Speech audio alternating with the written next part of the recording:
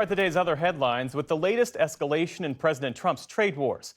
In a pair of social media posts early today, Mr. Trump said he's recommending a 50% tariff on all imports from the European Union starting June 1st and a 25% tariff on Apple's iPhones unless they're made in America. Speaking to reporters today, the president said talks with the EU have been too slow-moving and that he's not necessarily looking to make a deal. His Treasury Secretary, Scott Bessent, told Fox, "I would hope this would light a fire under the EU." In response, European leaders said the tariffs would only disrupt the global economy. Die Reaktion obliegt der Europäischen Kommission. It is up to the European Commission to respond. I believe that such tariffs do not help anyone, but would only lead to economic development in both markets to suffer as a result. As for Apple, CEO Tim Cook said earlier this month that most iPhones being sold in the U.S. are currently coming from India. Experts say it would take Apple several years and cost billions of dollars to move production here. And the iPhone itself could cost triple what it does now. The Department of Justice has reached a deal with Boeing that allows the plane maker to avoid prosecution for crashes involving its 737 MAX aircraft. Under the agreement, Boeing will pay more than $1.1 billion in fines, safety improvements, and compensation for victims' families. The deal reverses a separate agreement reached last year during the Biden administration in which Boeing had agreed to plead guilty. Relatives had long called for a public trial after 346 people died in separate crashes back in 2018 and 2019. The current deal still needs to be finalized. Turning to the Middle East, health officials in Gaza say Israeli airstrikes killed at least 60 people overnight and into this morning. Israel says it targets militants and has vowed to press ahead until Hamas disarms. Meantime, aid is finally trickling in after Israel ended its months-long blockade. But the UN says only 115 of its 400 aid trucks in Gaza have actually reached Palestinians in recent days. Today, the Secretary General compared that amount to, quote, a teaspoon of aid when a flood of assistance is required. The entire population of Gaza is facing the risk of famine.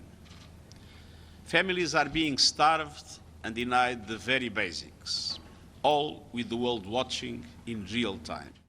The World Food Program says that more than a dozen of its trucks were looted last night amid the desperation. It called on Israel to allow more aid in faster and more efficiently.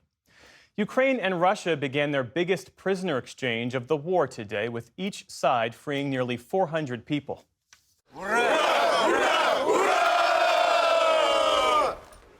Video from Russia's defense ministry showed the released Russians being bused to Belarus for medical treatment. Kyiv released similar images of Ukrainians now back in their home country. Ukraine and Russia signaled the exchange will continue into the weekend. The two sides agreed to swap 1,000 prisoners each during last week's talks in Istanbul, but they failed to make any progress on a potential ceasefire. Authorities in Hamburg, Germany say multiple people were injured in a stabbing attack at a train station in Germany's second-largest city. Some of them remain in life-threatening condition. The 39-year-old woman was arrested at the scene. Police say the attack happened around 6 p.m. local time in front of a waiting train. Authorities say there was no immediate indication of a political motive. They're looking into whether the suspect may be mentally ill. A nor'easter is heading away from New England as the Memorial Day weekend is about to start, but not before drenching the region and bringing some record cold temperatures. Parts of Massachusetts and Rhode Island were soaked with several inches of rain, while New Hampshire saw temperatures dip into the 40s. Elsewhere, NASA released this footage of recent storms across the eastern and southeastern U.S. as seen from space. Astronauts aboard the International Space Station say some bursts of lightning looked as large as cities. On Wall Street today, stocks took a hit following those tariff threats from President Trump. The Dow Jones Industrial Average lost about 250 points, but it was off its lows of the day. The Nasdaq fell nearly 200 points. The S&P 500 also ended in negative territory to finish the week.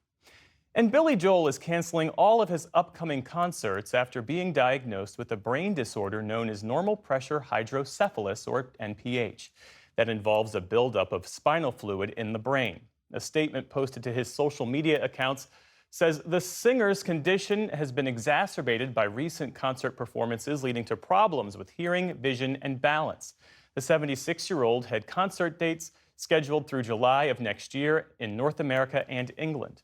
Those who had tickets will get an automatic refund. Joel says he's sincerely sorry to disappoint his fans. We wish him the best. Still to come on the NewsHour, how federal spending cuts could make it harder to guard against severe weather. David Brooks and Jonathan Capehart weigh in on the week's political headlines. And basketball legend Dawn Staley opens up about the successes and the challenges of her career. This is the PBS NewsHour from the David M. Rubenstein Studio at WETA in Washington and in the West from the Walter Cronkite School of Journalism at Arizona State University.